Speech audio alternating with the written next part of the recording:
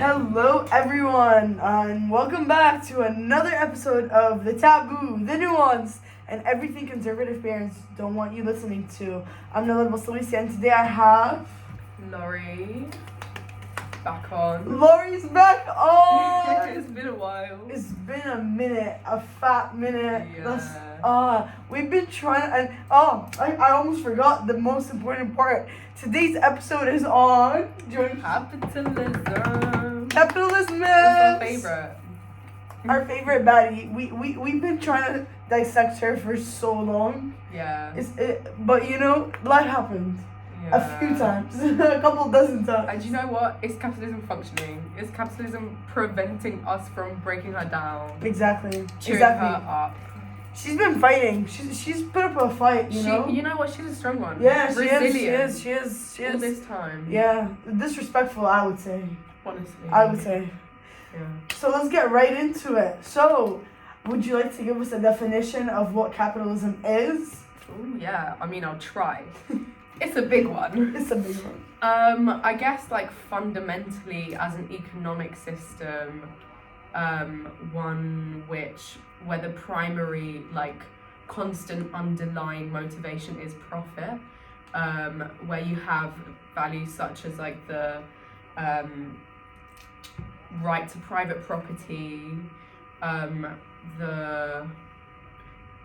things aren't like nationalized, things aren't like state owned, the free market, the laws of supply and demand where prices fluctuate depending on whether there is like demand for it basically.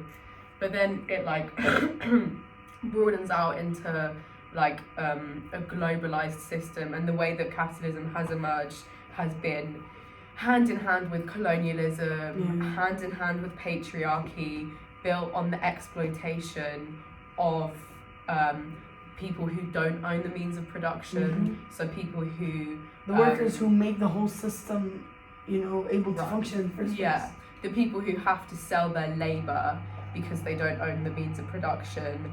And then, like, within the divisions of that, you have, like, how women have been particularly exploited and, like, not given equal treatment. And then you have, like, people who have been racialized who aren't given equal treatment. And then you've got both, which is an intersectional issue that so many people face. Yeah, and it's always important to remember those intersections. Yeah, definitely. Intersectionality is such a major theme in like a lot of these podcast episodes, and it's with intersectionality, it's kind of like issues and hindrances, because society makes them a hindrance. Hindrances overlapping with each other and causing further oppression and giving this other dimension that someone who's from only one category, let's just say, would experience. It's that other dimension of a bunch of identities overlapping in a way that is nuanced and in a way that unfortunately tends to hurt the person, and that is because of the system, not because of the identity of the people who are marginalized and oppressed. I also wanted to add that with like capitalism, it goes quite hand in hand with like the class system, and like there was like initially the bourgeoisie and the proletariat, and with this class system, it's like the rule is kind of like this. It's a capitalist society, it's a capitalist system. Therefore, it keeps the rich rich, and gets them richer, and it leaves the poor and has them even more impoverished. Yeah, that's the thing, like you can't have rich people without having poor people. So like I was having a discussion with my housemate the other day, and little anecdote for you. Ollie, shout out. Even though I was like chatting against him. And we were talking about billionaires, and he was saying that he doesn't think that it's unethical to have like the notion of billionaires, like it's not their fault in and of themselves. So I'm really outing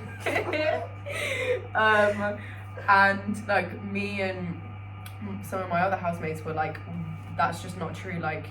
And he was like, okay, well, yeah, obviously there are like vast inequalities and that's not right, and we need to level them up, but it's about bringing the people from the below up, but it's not the billionaires' fault.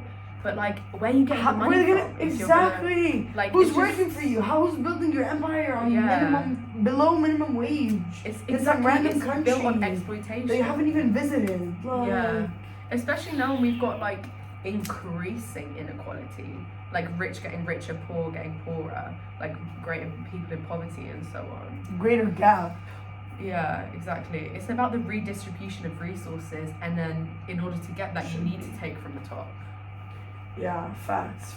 And also, it's like all this, like, it's also like when you if you take it from like a psychological and sociological perspective, you could also look at how like a lot of the time it's about like ego, and it's about like fame, it's about name, it's about power, it's about all those things. Because realistically speaking, what are some of these billionaires going to spend this money on? It's like they could go on spending and doing all these crazy things, and still there would be tons of money left. Meanwhile, some people don't even have the bare minimum. Meanwhile, there are systems and countries that have, due to colonialism, fallen, and they cannot get themselves out because the capitalist system keeps them where they are.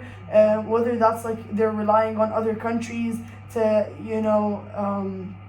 donate stuff or create stuff or volunteer, or we were talking about this in one of my politics classes. It's called Race and Racism in World Politics, and we were talking about like our volunteer projects, or rather most volunteer projects and companies, just capitalistic like nonsense basically. And something like we went into is the fact that you're paying all these companies a crap ton of money so that you can be like a volunteer and this and that, and then they get money, they get like a percentage of your flight costs, you're also paying them all this money, and they don't end up donating most of this money to the causes. And then you go for a couple of weeks and you volunteer, you supposedly help out, and then you suddenly leave. So it's like these people suddenly get all this help, and then suddenly it's taken away from them, and then that's traumatic for them, and that is unethical. And also it's there's a great notion of the white savior behind it, of like, those poor The African starving kids. Yeah, when in reality it was colonialism and slavery and all these issues that caused Africa, which is a continent, many people use it like it's a country, a continent, caused so much pain and loss and poverty and structural as well. Yeah, structural like collapse. Decades, yeah. So all of that, like Africa, the continent, was a very rich continent. It still is, but it's because of the historical events that occurred. And that's exploitation. Yeah. It's just another level of exploitation due to capitalism. So we have it on like a kind of like individual basis, I guess, of like someone's relationship to their employer and so on, and then how that relates like within a state. But then we also have that on like an international basis between countries, and how that has built like global inequalities as well as internal like domestic inequalities. Can you tell us more about that? I mean, in terms of the like global inequalities thing, that's colonialism, like the way that capitalism emerged, like it's really hard to say like when capitalism emerged, because it is hard to define in and of itself, but alongside the slave trade, so quite literally using people as property. And like it's the same thing, it's the right to private ownership, using people for their labor without even having their own like freedoms, and the slave trade built the economies of European countries. Like, why do these, if you look at like the buildings in like historical English towns and stuff, it's built, and like the statues and shit, Edward Colston, it's all built on wealth accumulated from the slave trade. Because when you have a system where the primary like end goal is profit, people will do anything to get that. without the slave trade, none of this capitalist society would have been possible, and they kept it going until it stopped being profitable to own slaves. It was when there were too many riots, or there was too much rebellion, and then at the same time, it was becoming more costly to have these colonies with the slaves than it was to like let them go. That's the only time where it was an economic reason. It wasn't humanitarian. And then like you look at the prison abolitionists and stuff, but then some of them might have truly cared, but a lot of them, it was just notions of like, oh, like we want to save them, whatever, when in reality what was underlying was the fact that capitalism was no longer thriving. And that's when slavery started to become, okay, let's now it's bad, oh now we should abolish it, when they had it going on for ages.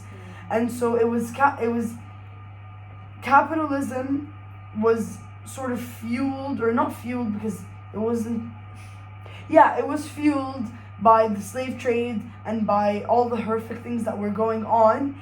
And all those horrific things were only stopped once capitalism no longer remained thriving on its basis. Same with colonialism. Yeah. Like, it just gets to a certain point where they like weigh up the advantages and disadvantages and when it's affecting your profits.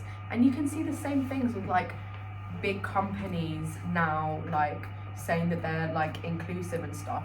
That's the like insidious like thing about capitalism. In the last episode, like pride merge. Yeah, pride. exactly. And it's only like these things only get brought up when they're called out on it, when it gets to the point where it's like affecting a company's profits, or like affecting like essentially a country's profits. Yeah, not about humanity, not about freeing people who are supposed to be free, who are born free. It's not about letting them out of the shackles, because slavery ended, right? But the humanitarian notion wasn't really ever there.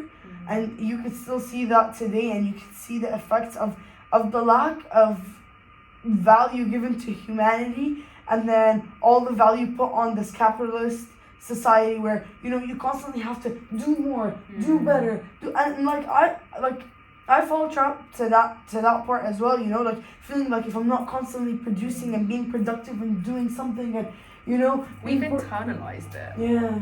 Like it really, it's built into the entire fabric of our lives. Like from when you're like brought up, like you have to constantly be productive. People start feeling guilty when they're not productive. Like the culture of consumerism as well. Like you need more money because you need to continually consume. Yeah, you have the latest trends, the latest things. Exactly. And then Karl Marx talks about like fetishism, when it's like the human beings lose like identity, and then the objects become the ones that are given like human attributes.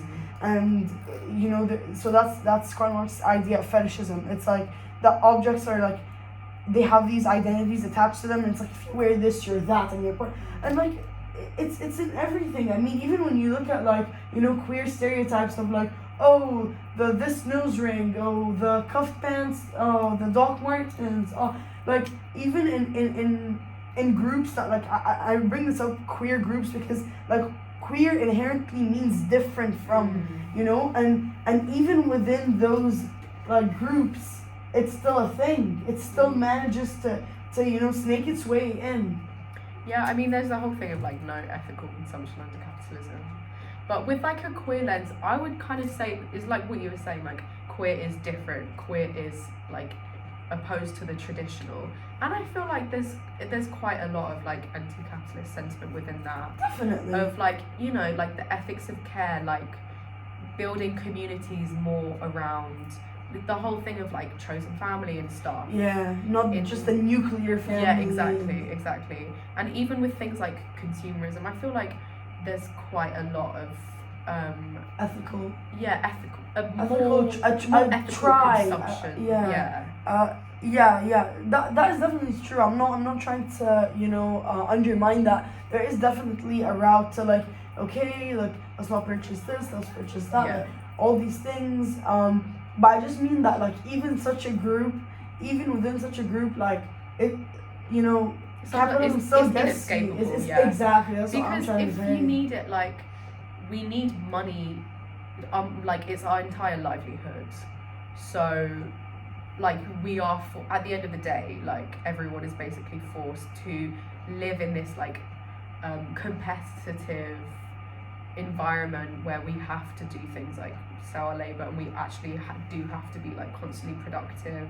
If you want to not even compete for like, oh, having the most lavish life or whatever, just compete to live, honestly, like just to have like livelihood. Just, and there are the odd examples of like people that, you know, go off on an island separately, but even that is so difficult to do, and then also you're punished for it by, you know, the lack your what's it called, the lack of your ability to access certain things that are offered like as part of society. So like even then it doesn't come without a cost, is what I'm trying to say. And so then that brings me to my next question: how do we break out of this system? Revolution. Oh yeah. I think we need to have a massive restructuring. Like, definitely, I totally agree with you. Like, I mean, I'm not gonna lie, I don't know what that looks like, but it looks a lot different to this. I've been saying for a long time, because for example, like liberalism only addresses like the fruit, the top, the you know, the poisonous fruit or whatever you want to call it. And if you just pick that out, guess what is gonna happen?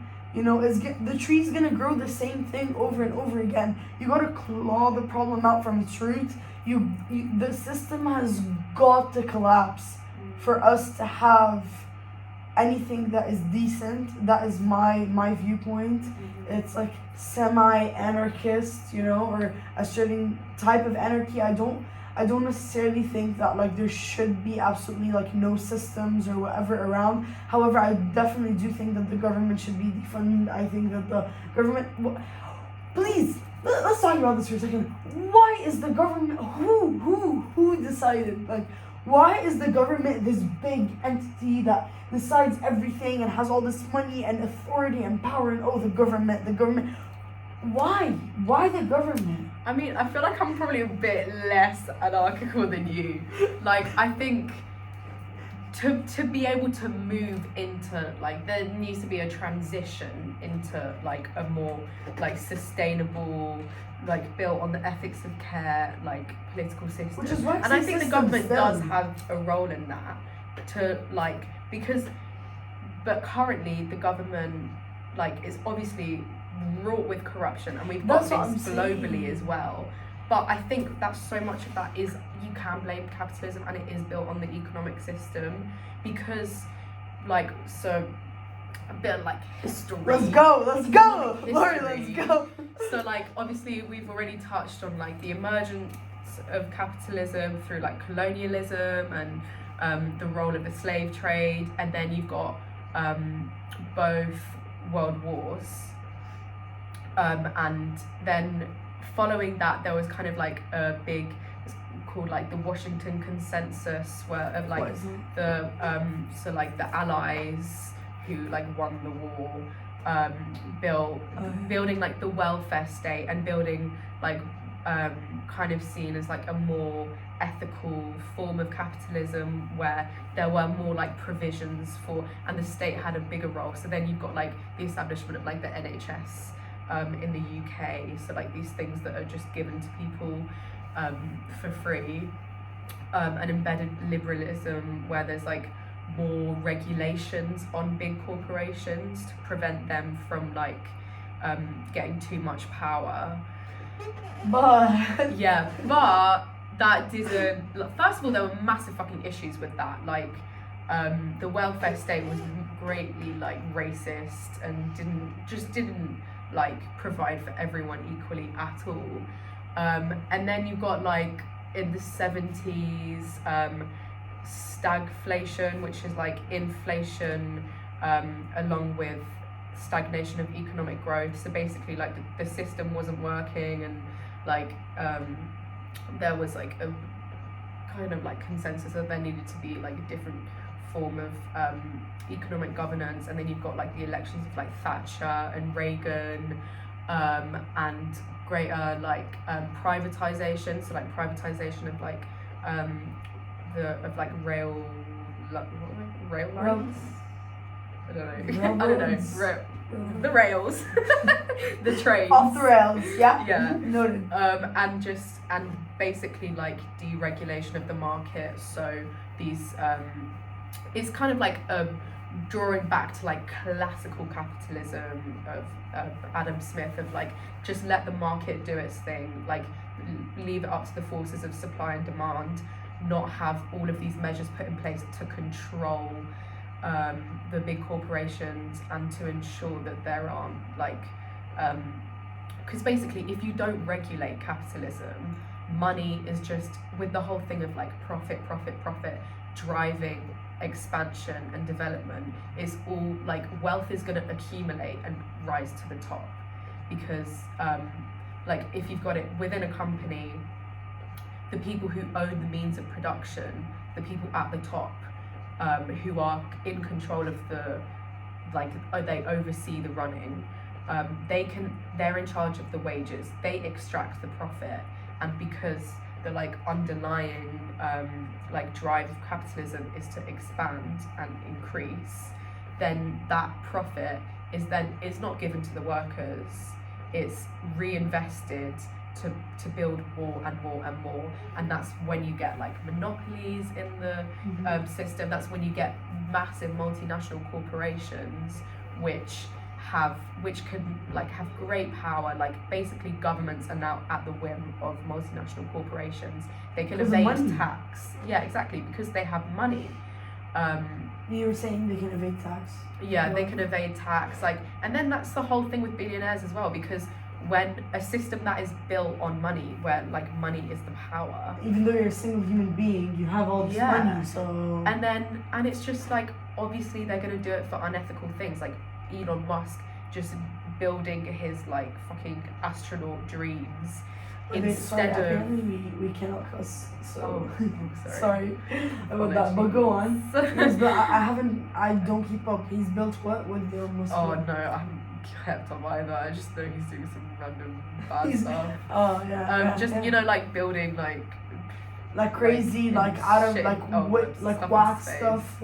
Yeah, instead of like, I don't know, why don't we address like global poverty and maybe things like just that? Just a thought. Like, yeah. So it's just the fact that there's this vested interest. Wait, were we talking about anarchy? I have two things to say. For me, like with anarchy, I'm not saying like, when I say like defund the government, I mean like the government should be something on the side alongside many other systems, like you were saying, systems like that are focused on care and stuff like that. I don't believe that the government should have as much power as it does now. I do not believe that the leaders within those precisely because of what you said, because of all the corruption, you know, just the way that governments function. Look at the whole world. I mean, it's rare that you find governmental systems that are not corrupt and then and do not have people that fit right into that corruption elected. And then when someone on the off chance gets elected that is not corrupt, suddenly everything that they do is examined with a freaking microscope at this point, and then they're either like pushed out of office or taken out of office or eventually run out of office, and we're unable to get someone good back in, you know. And often, like, when people are choosing to vote, like, in despite the type of election, it's not even that, like, they're like, oh, this person is so great. Like, what I hear from, like, many people around the world that are around me, they're like, oh, who's the least crappy person? Oh, he's the least oh my god, they're all horrible. However, who's the... You know, the fact that this is a thing, and then that those people then go on to make massive decisions that are so detrimental to so many people's well-being, it just doesn't make sense to me that a structure like that, and that has proven to be corrupt and has proven to not do the good it's meant to do, why are we keeping that? And why are we giving it that much power still? And why are we keeping it that large? It should be a little institution just like any other thing. in my opinion, because of history. I mean, not even forget, because of contemporary society as well. Like, I mean, I think, like, for example, in this country, the problem is like the culture of politics, and so you've got like the vast majority of politicians coming from like private schools, like went to private schools, like don't understand the went to struggle. Eton. Yeah, exactly. They're massively like Out of touch with reality. Out of touch with other people's realities. But I don't think that could. I think that can be transformed. Like, there are politicians who I have faith in. Like, I don't know, like Zara Sultana, for example. Like, but it's very, very hard to work against that system. Yeah. To be that one person in this Yeah. massive like structure where it's nepotism. It's all these people who know each other. It's all these people who come from rich Certain families. circles. And don't try to look outside. I mean, you can come from a rich family and make something of your position, but is that what's going on? But I do believe that there needs to be a powerful government. If anything, I think like the government needs not more power, but control of things like national services. So like greater nationalization, to ensure that like prices aren't massively inflated, that these private corporations aren't making these massive profits of like like energy companies and so on, which are just like reaping massive profits while they're like there's a literal massive like energy crisis where people can't afford to pay their bills. Like, so these things need to be kept in check. And although it's probably, I don't know, like ideally, yeah, we would have like, I don't know, like local governance built on like the community and so on, but I don't think it's viable in like the current. Tell me why. Wait, before you tell me why, my question is like, why have the government this one institution? Like, why not break it up into different institutions? Therefore, like, the power doesn't get so blinding to people and doesn't become this major corrupt. Like if we break it up and there's, you know, certain organizations or certain I don't know, like structural systems, and like we can create other roles and other, what's the government, like what's the term for like an entity or whatever?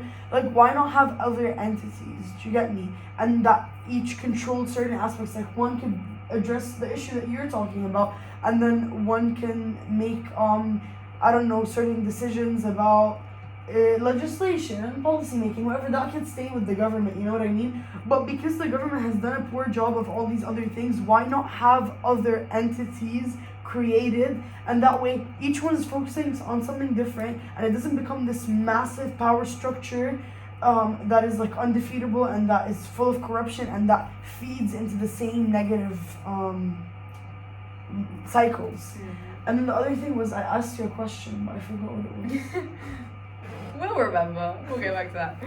I mean, I think you're right. Like, local authorities do need greater power. Like, they can't just all be at the whim of Westminster, of these like political elites. But people, like, where are you going to draw those lines? Like, people already are not engaging with politics because they think it's too complicated. Like, even if the whole system of like we elect like prime minister, like if people don't even if people don't even vote for that, then like I just, how are you gonna like but maybe if they see that it's doing something for them and it's broken up into smaller things and it doesn't seem so daunting and so major, maybe things would be different. And I think that all starts with the community, which is why I liked what you said about like the whole like local governance and stuff like that. I think there needs to be a middle ground, like, because I think otherwise it would just become too like complicated and just like chaotic, because you're gonna have all of these different bodies they're gonna have to cooperate at some point. Well, of course, but when are they gonna like where's the authority gonna be to like find the common ground? Like, nothing would get done.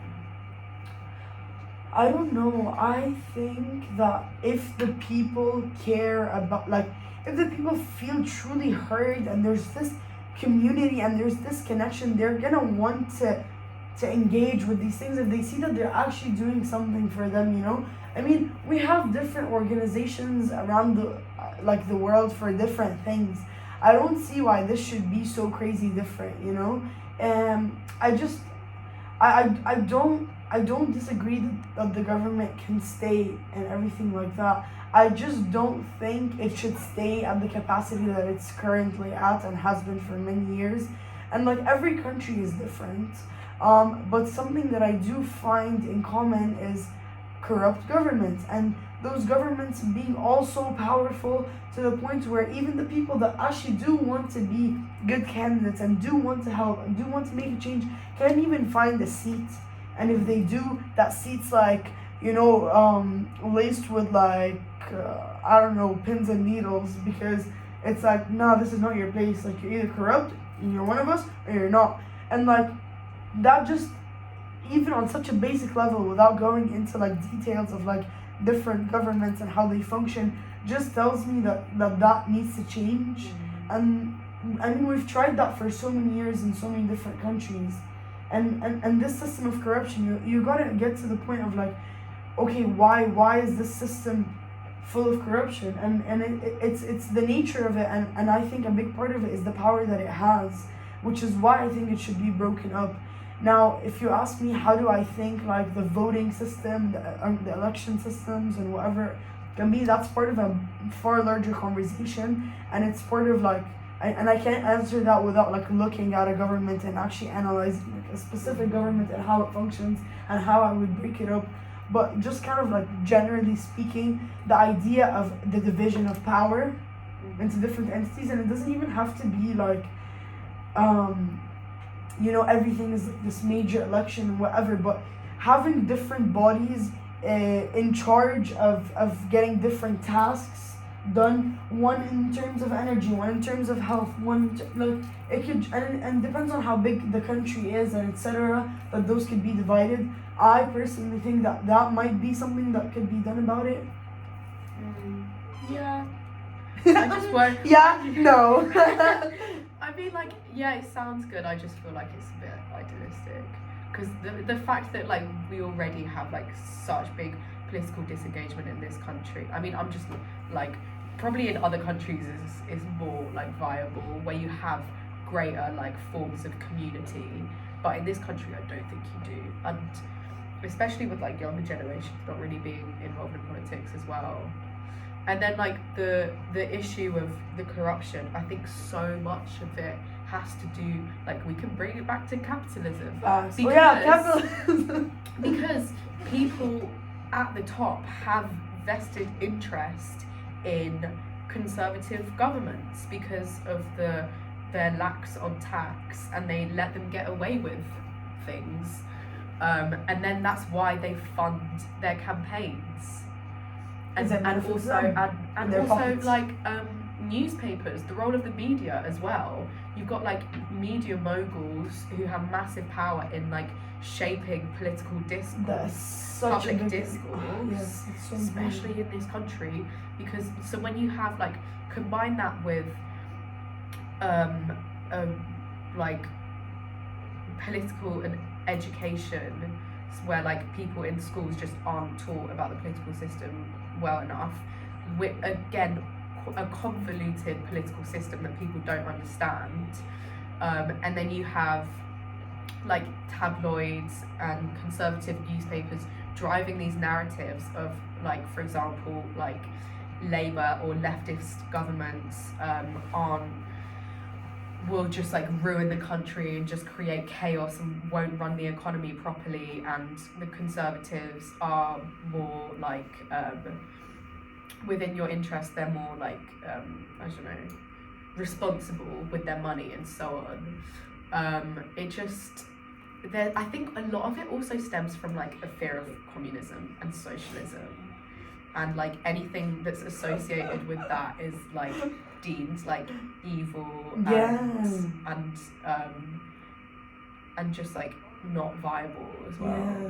Like, What do you think? impractical. What do you think about socialism and communism, real quick? Oh, I'm a socialist. Mm-hmm. For sure. But, yeah. Do you want to tell us a bit more about that? What it means for you, and why that is where you lean politically or so? I think, like, fundamentally, like, redistribution of resources, at both like a national level and international level, like the whole thing, like I was saying before, like billionaires, like capping, making sure that like accumulation of wealth cannot occur, just generally like a bottom line trying to even out equalities, and I guess like anti-capitalist in the sense that profit and money should not be the thing that drives the world, like the whole like navigating politics with ethics of care, which I should probably define as like you know, it being based on like human connection and basically trying to produce policies which are most beneficial to the most people instead of just like what is best for the economy. Yeah, and not even just best for the economy, best for me, best for the big people, exactly. the big people, the ones with hella money. What can keep me in power? What can put more money in my pockets? Even though my pockets are full and they're spilling, I need more, I need more, I need more. And then it's like, that translates to like people that are not at the top of the system just being like, I need to do more, I need to do more, I need to do more. And then it's like debilitating. And then it's like human beings were never even created and meant to function at such a fast pace. Like it even translates into like, you see a lot of the stuff that people and like myself included get diagnosed with, like stuff like ADHD or certain disabilities or certain, and it's like it like the way that is even diagnosed, or the way that is even framed. I mean, it's kind of like, you need to function at this high of a rate, and if you don't fit that, then then you're abnormal. You're abnormal. Yeah, you're not abnormal. And yeah, I just said what I really feel. I said you're not abnormal because you're not. But it's like exactly. What you said, like you're abnormal if you don't fit into the system. If your brain is not wired in the way that gets you going do and constantly producing, then there's something wrong with you. And then like that's so difficult. And then it's like, but also like from one side it's like, well, screw this, but then from the other side it's like, well, if I don't take these medications and stimulants and get my brain waves and my dopamine levels at this rate that's going to enable me to fit in the system, how am I ever going to fit in? How am I ever going to find a job? How am I going to make a living? How are you going to survive? How am I going to survive? Then you get into the problem of like capitalism is massively inherently ableist, like so with neurodivergent people, but also like people who have like visible disabilities as well. Like the workplace presents a uniform standard of the working class, which a person who has equal capabilities, like the fact that we have these set working hours, it doesn't work for everyone. Like people are different, people have different needs and different lives. Yeah. It's just made me really sad. No, because the system is actually so unfair, and like the way that this like, it's I'm at a loss of words, honestly, because capitalism is such a thing that is, like we said, so ingrained in society that like most people can't even see like a way, like a life without it. All I do is pray for a life without it. But it's like I also feed into it. Yeah, I feel like we shouldn't be like, there are ways to create a life like that is like tries to reduce the like ails of capitalism as much as possible. Like there are people who share our sentiment. Like there are a lot of people, and we can build these communities that are built on like care and morality and compassion. Exactly, morality. Yeah, like there are, and for me that looks like not I mean, I hope in the future not working in like massive like in unethical corporations, and just trying to be like as ethical as I can, and trying to like shape the future in like as much as I can, and but also not in a way of like I need to make a massive difference, like I need to be productive, and if I'm not successful in that, then I'm worthless.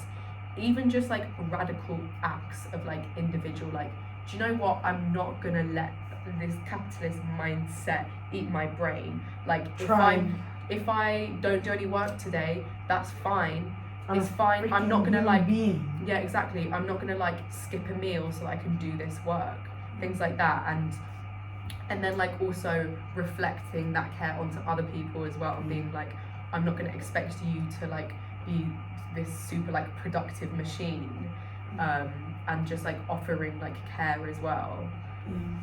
It's just also hard, like I think about like I want to make a change in the world, I want to leave an impact, I want this, I want that, but at the same time it's kind of like I also want to have enough money to stay abroad where I have like rights, and like, you know, it's such a battle. It's such a battle of like, you know, like you were saying, now I don't want to work for like an unethical company, whatever. I ask myself like, if you had the chance, like, you know, been presented to me or whatever chance, am I speaking? Opportunity. Yeah. I was like, my brain lagged. I was like, yeah, I was like, what am I saying?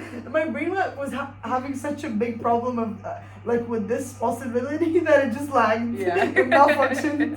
It went, huh? No, but if I got like an opportunity like that, and like it's like the only way that I can, you know, make money and live like where I want to live and whatever, am I gonna take it? And it's like, I don't know. That's the thing, we can't blame, like, I'm not going to stand here on some moral high ground and be like, if you work for a big company, then you're just like a capitalist cog in the machine. Like, you can't blame the individual. I'm blaming the people at the top. Yeah, I'm blaming the system, I'm blaming historical facts, I'm blaming the people at the top too, because like, you know, so many of us are trying to make a change, and like that is unable to cause the impact that it could, because of like certain individuals, and because of certain major corporations, and because of certain governments, and because of certain people in power. And that's why I think the system should collapse. And that's why I think, but how? Like, when I say collapse, I don't mean like, oh, like demolish everything, let's go crazy. Like, I mean like in the way you're talking about, in a gradual sense of like moving away. Because we do need to do that, because if you do have like massive just chaos, like, it's also going to be traumatic to people. Yeah, and it's going to hurt the people at the bottom the most. Yeah. I mean, like, again, like capping wealth, nationalisation, where there are greater controls put in place, where we can divert is that? Divert is like divert. That's my definition. Like basically divert money and like reinvest money, because currently the way it's flowing is just to like perpetuate these systems. We need a diversion of resources to people who don't have as much like financial power. Otherwise, like, it's just going to keep going and going in the way that it's going, of like greater inequality. It's crazy that like something like some sum of money that someone could drop on like a vacation or on like a lunch date or on a whatever could quite literally revolutionize some people's lives, like their whole environment, their where they live, how they live, who they live with. Like, I'm talking about like, you know, the example, let's say, of like intersectionality. I was doing some of my reading for university yesterday, and I wish I remembered the names, but basically there was this reading about like intersectionality and how like women of color who come to the US, for example, it was looking at like a bunch of studies how they, you know, with domestic violence they get like crapped on the most because they can't speak out, because then they're afraid they're gonna be kicked out, and then they also have to stay in within these systems, and then because they're both like women and people of color, they get these intersecting inequalities by the system, by the government, by the laws, and then by society, and then by the people that they're vulnerable around, even their partners.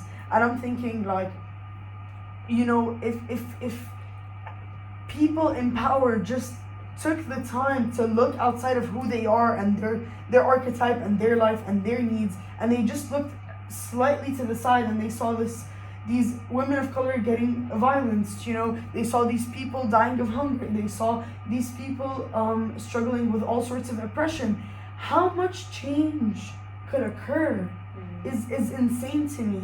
But then it's the fact that, like, no, they'll keep their eyes on themselves, they'll continue to drop that money on those things. And, you know, you can do that and also contribute to society and contribute to change, and you know, it's really not gonna hurt you. It's really not gonna hurt you. And like, these people are so what's it called? Like, you know, when you put on like a vest against, like a bulletproof vest, their bulletproof vests are made of money, and it's like, you have such a thick vest. I really doubt that this money that could be life-changing, and not even just money like that you like donate or anything, but where you put your money and your support, like you said, for like certain campaigns and certain people, where you put your support can make such a massive difference around the world. But yeah, I think it's because these people are like fundamentally lacking in empathy. Like, they've never had to, when you exist in a bubble of privilege, you've never had to relate to or consider the experiences of people who are more oppressed than you, and like you are. And also, it's something that I think it's hard for them to grapple with, because then they would understand, oh, I'm the oppressor, oh, I'm the bad guy. They don't want to, and their lives are cushioned by this privilege. Yeah. One thing that I want to mention as well, because I feel like we can't have a conversation about capitalism without discussing the environment, like massively. So like the way that, again, when you have the bottom line, like motivation as profit, we have the exploitation of natural resources as well, which, so like, basically, has the climate crisis been caused by capitalism? I would say so. When you just have like the exploitation of these natural resources, just like just trying to take as much in from not the earth. Yeah, in like not a sustainable way at all. Like, and it's the same thing with the people at the top making these decisions. Like, there are so many voices, there are so many people saying, like, this isn't sustainable, we need to stop this.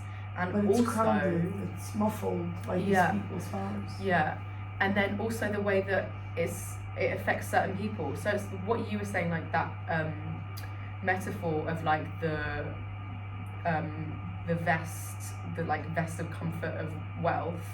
Like, similarly with the climate crisis, is the people at the top who have that wealth, who are driving the climate crisis, they're not the ones who are experiencing the brunt of it, and they will not be. They're not the ones who can't escape floods, who can't escape natural disasters, because they'll just like Kiki, go jets, off in their jets. private jets. Yeah, exactly. Just to like fund their massive empires. Like, and then you've got the whole, like, again with the intersectionality, we've got like the inequality between countries because of colonialism. So like some certain countries not having the resources to deal with these disasters, which were caused by the actions of Western states in their development, which like started the climate change. And then also like what we were saying before of how women, and particularly women of colour, are like massively, anytime you have a problem, women of colour are the ones who are most affected by it. So like the things with like access to resources and like experiencing like domestic violence and things. I was just like doing some research for FemSoc on ecofeminism and how like women, particularly women of colour, experience the like worst effects of climate change because of the things like their primary in like lower income countries, women's like access to like their financial dependency is a lot on agriculture. So when you have like, obviously agriculture is ruined by climate change, so then that's like one factor that affects women the most. And then also like obligations to like children, raising children and so on. The culture pressure to be this perfect mother, wife, and stay in a violence, in a domestic violence situation or home.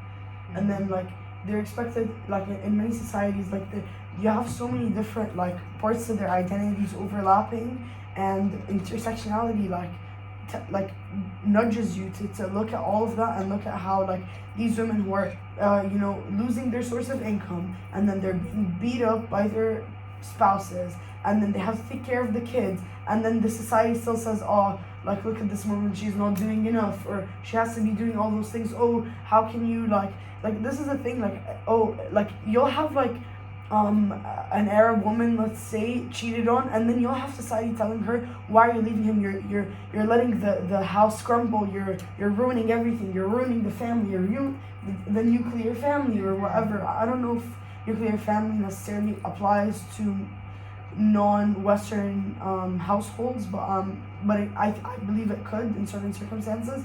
And yeah, you'll have people, I mean, it wasn't forced by colonialism. Sorry? Like the nuclear family wasn't forced by colonialism a lot of the time. Yeah. And so anyways, you have like all these pressures of like these women that are getting hurt, that are getting screwed by the system from every angle, and then also at the end of the day society tells them they're not good enough and they're the reason that everything is going to shit, So it's like, it's really messed up. And like you said, like they could have all these issues affecting them that we don't even think about, I mean, I've thought about those topics and whatever, but such a specific example is one that you gave about climate change due to all of these capitalistic forces, etc., have caused certain women to lose their source of income, and then what happens to them then? I mean, yeah, we can talk about how capitalism is inherently gendered as well, like in the same way that it was kind of like developed alongside like colonialism and racism. Also misogyny, like the way that the like masculinized economy and okay, so like forms of domestic labor aren't recognized as labor. Yeah, exactly. Aren't seen as like respectable or valid forms of labor. When I've read studies of like the numbers of hours and the amounts of money that women performing like domestic labor would get had the system been like fair, was actually like, and the numbers are crazy. It's absolute like this labor that they're doing for free, and it's all upheld by misogynistic cultural norms. It's and crazy. Then when you've got like obviously now we have much less of like in the West, the like domestic housewife who doesn't work, but now like women increasingly working but are also expected to still do that domestic labor, to still be primary caregivers of children, and then like you've got within within employment like still this massive like wage gap and so on. I think it's important to note that like